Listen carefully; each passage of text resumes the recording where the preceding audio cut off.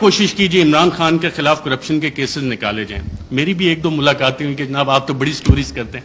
میں نے کہا یار ایک شخص, اور یہ عمران خان صاحب بیٹھے ہیں, شاید آپ میں سے بہت سے لوگوں کو نہ پتا ہو, پی ایم آفس میں ہمارے بھی ذرائع ہوتے ہیں, اکثر پوری کابینہ پریشان ہوتی تھی کہ جناب بات ہم نے کی ہے, کہاں سے پتہ لگ گئی. وہ شخص جو پانی کی آدھی بوتل بھی ضائع نہیں ہونے دیتا بطور وزیر اعظم کے, یار یہ آدھی پانی کی بوتل میں نے ابھی رکھی, کیوں اٹھا کے لے گئے, وہ کرپشن کرے گا. میں نے سمجھائی لوگوں کو یہ بات, لیکن پلے بک کیونکہ وہی پرانی تھی, کیا کرپشن کے کیسز نکالو, ڈسکریڈٹ کرنا ہے, کرپشن تھوپنی ہے. مسٹر اے بی سی کا فلانا دوست ہے, اس سے نکال کے لاؤ, کچھ نہیں. آج 2 مہینے ہو گئے, کوئی کرپشن نہ نکلے گا. عمران خان کا کرپشن کا کیس نہیں نکل سکتا, نہ نکلے گا.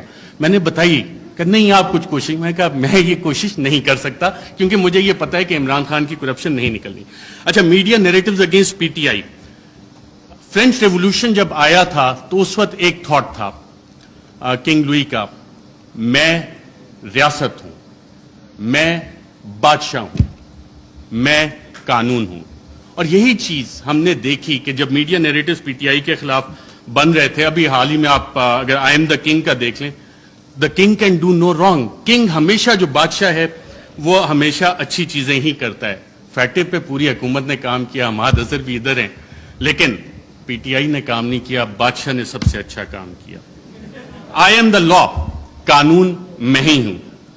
پولیٹیکلی آئسولیٹ کرو پی ٹی آئی کو. آج پی ٹی آئی واقعی پولیٹیکلی آئسولیٹڈ ہے.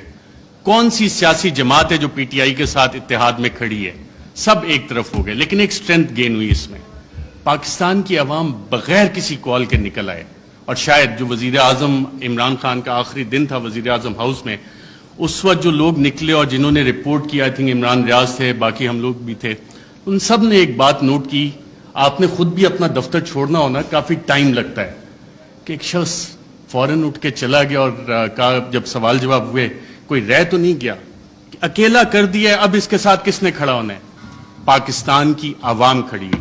یہ وہ ڈفرینٹ فیکٹر تھا, چینج تھی, جس کو کسی بھی سازشی نے کیٹر نہیں کیا ہوا تھا. یہ وہ ویریبل تھا, عوام کا ویریبل تھا, جس کی وجہ سے یہ چیزیں. میں کوئکلی تھوڑا سا 2 منٹ اگر آپ کی اجازت ہو تو سائفر کے اوپر بھی بات کرنا چاہوں گا. سائفر پہ بھی میڈیا نیریٹیوز بڑے بڑے مزے کے بنے, اس پہ اور ڈیبیٹ بھی ہو سکتی تھی, کافی مزے کی چیزیں تھی. پہلا کیا بنا جی, پہلی میڈیا نے رپورٹ کرنا شروع کیا اور باقاعدہ یہ بتایا گیا کہ جی سائفر تو ایگزسٹ ہی نہیں کرتا, سائفر نام کی تو کوئی بلا ہی نہیں ہے.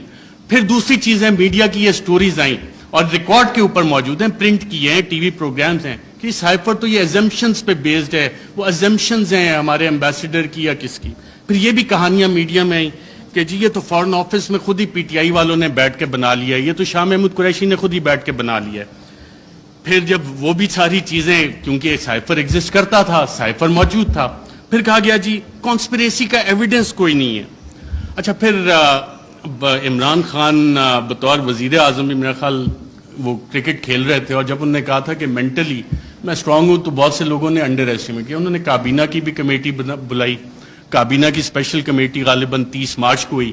30 مارچ کو میں نے سابق وفاقی وزراء سے پوچھا, وہاں کانسپریسی کی بات بھی ہوئی, کانسپریسی کا ذکر بھی اس میں ہوا, اور پھر 31 کو نیشنل سیکیورٹی کمیٹی بھی انہوں نے بلا لی, اور اس کا بھی مور اس پہ لگ گئی کہ بلیٹنٹ انٹرفیرنس. اور اس کے آخری پیراگراف میں ایک لفظ لکھا ہوا ہے کہ جو 31 کو نیشنل سیکیورٹی کمیٹی کی میٹنگ ہوئی, اس نے 30 مارچ کے جو منٹس اسپیشل کیبنٹ کے ہیں ان کو ریٹیفائی کیا. اب 30 مارچ کو آپ سب وفاقی وزراء جو اس میں بیٹھے تھے, اس وقت کے وزیر اعظم اس میں بیٹھے تھے, ان سب نے کانسپریسی اور سازش کا لفظ اس میٹنگ میں ذکر کیا. یہ میرے ذرائع نے مجھے بتایا ہے, آپ سبھی یہاں پہ بیٹھے ہیں, اگر کسی نے کانٹراڈکٹ کرنا ہے تو سابق وزیر اعظم خود بیٹھے ہیں, وہ کر سکتے ہیں کہ 30 مارچ کو جو اسپیشل کیبنٹ میٹنگ تھی اس میں سازش کا ذکر ہے. بالکل سازش کا, میں ایز اے جرنلسٹ کلیم کر رہا ہوں. پھر یہ کہا گیا کہ جی وہ انٹیلیجنس ہم نے خود ہی کر لی, اور انٹیلیجنس کی بیسس پہ آبویسلی اس پہ سوال اٹھے کہ انٹیلیجنس, ہمارے انٹیلیجنس کے ادارے بہت اچھا کام کرتے ہیں, دہشت گردی کے خلاف بہت اچھا کرتے ہیں, پاکستان کی سیکیورٹی کے لیے بہت اچھا کام کرتے ہیں. لیکن مسئلہ یہاں پہ آتا ہے کہ جب انہیں ڈریگ کیا جائے سیاسی معاملات میں, اور یہ کہا جائے کہ جی انویسٹیگیشنز ہوئیں, کون سی انویسٹیگیشنز, یہ سوال ہوا ہے. اب ریجیم چینج میں انٹیلیجنس کا ایک بنیادی کردار ہوتا ہے, انٹیلیجنس انفارمیشن کا بنیادی کردار ہوتا ہے. اگر آپ اگلی سلائیڈ کریں ذرا, Colin Powell, U S secretary of state, UN security council में इंटेलिजेंस इंफॉर्मेशन की बेस पे उन्होंने कहा जी यहां पे ये वाले वेपन्स इराक में मौजूद हैं, ये केमिकल वेपन्स हैं, ये न्यूक्लियर वेपन्स वहां पे वो बना रहे हैं। इराक वॉर खत्म हो गई, इराक तबाह हो गया। ये उस इंटेलिजेंस इंफॉर्मेशन की औकात थी, वैल्यू थी, जो आज तक नहीं मिली। मैं एक और आपको अफगानिस्तान से रिलेटेड इंटेलिजेंस इंफॉर्मेशन देता हूं। इंटेलिजेंस डिस इंफॉर्मेशन कि उसामा बिन लादेन के पास न्यूक्लियर वेपन्स हैं, और उसामा बिन लादेन के पास न्यूक्लियर वेपन्स, अगर आप ये स्टोरी देखें तो ये जस्टिफाई करने के लिए थी कि जी अफगानिस्तान में अमेरिका ने हमला करना है।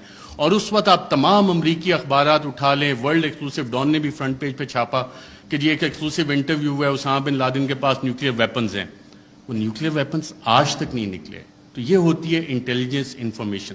जब तक आप तहकीकात नहीं करते, उसे वेरीफाई नहीं करते, बहुत सी जेआईटीज में इंटेलिजेंस इंफॉर्मेशन आती है, बहुत अच्छा काम होता है, लेकिन उसकी वेरिफिकेशन चाहिए होती है। इंटेलिजेंस और इंटेलिजेंट इंफॉर्मेशन में फर्क होता है।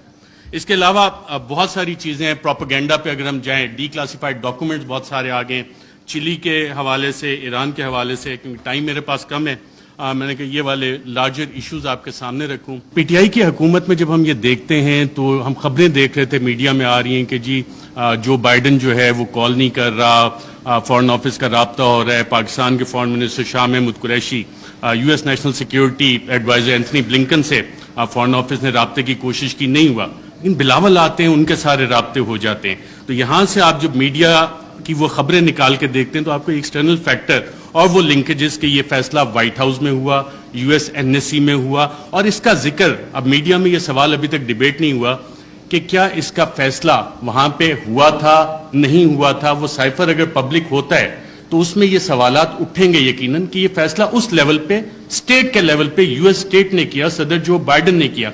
और सदर जो बाइडन जो नियोकॉन्स थे, the plan for the new American century, उसका बाकायदा तौर पे हिस्सा थे, जिसके बाद हमने देखा 2001 के बाद पूरी दुनिया में डिफरेंट रिजीम चेंज ऑपरेशंस बाकायदा तौर पे लॉन्च किए गए। इराक उसकी एक मिसाल है। इंटरनल फैक्टर्स पे जब हम आते हैं, मैं बड़ा ब्रीफ रखूंगा क्योंकि मेरा टाइम बताया गया 10 मिनट है। इंटरनल फैक्टर्स को जब हम देखते हैं तो इसमें जाती अना के मसले आ जाते हैं, कुछ इदारों के मसाइल आ जाते हैं, कुछ सियासी मुफादात आ जाते हैं। और इसमें एक सवाल जब हम इंटरनल फैक्टर्स का देखते हैं तो बड़ा सवाल ये बनता है कि मुल्क का कौन सोचता है, पाकिस्तान का कौन सोचता है। क्या हम सिर्फ इंडिविजुअल्स का सोचेंगे? क्या हम सिर्फ उन इदारों का सोचेंगे कि जी इदारों की अना बड़ी होगी या इंडिविजुअल्स की अना बड़ी होगी? है पाकिस्तान का कौन सोच रहा है? क्या वजीर आजम इमरान खान उस वक्त पाकिस्तान का सोच रहा था या इंडिविजुअल्स के बेनिफिट्स देख रहा था? और क्या ये जो रिजीम चेंज कॉन्स्पिरेसी है, इसमें जो मीडिया नैरेटिव्स बने वो किस तरह के बने? उसमें इंडिविजुअल्स और इंस्टीट्यूशन ने डोमिनेट किया या पाकिस्तान का सवाल किसी ने उठाया? इस हवाले से मीडिया नैरेटिव्स इस हवाले से साइलेंट हैं, उसमें आपको इंस्टीट्यूशनल और इंडिविजुअल डोमिनेंस नजर आती है। अच्छा, कोवर्ट एक्शन भी इसमें बाकायदा तौर पे प्लान हुआ। मीडिया में being fly on the wall and being an active participant, एक एक्टिव जर्नलिस्ट होते हुए आपको बहुत कुछ पता लगता है कि जी मीडिया नैरेटिव बनना कैसे। अक्सर जो हुकूमतें बैठी होती हैं उनको सबसे आखिर में पता लगता है कि हमारे साथ हो क्या रहा है। मीडिया को पहले पता लग जाना शुरू हो जाता है, क्योंकि कोवर्ट एक्शन मीडिया ने पब्लिक ओपिनियन शेप करना होता है, पॉपुलेशन को बताना होता है कि जनाब ये हुकूमत के साथ मसाइल हैं, और वो कहानियां शुरू हो जाती हैं। और ये डॉक्यूमेंटेड है इस सारे केस में भी।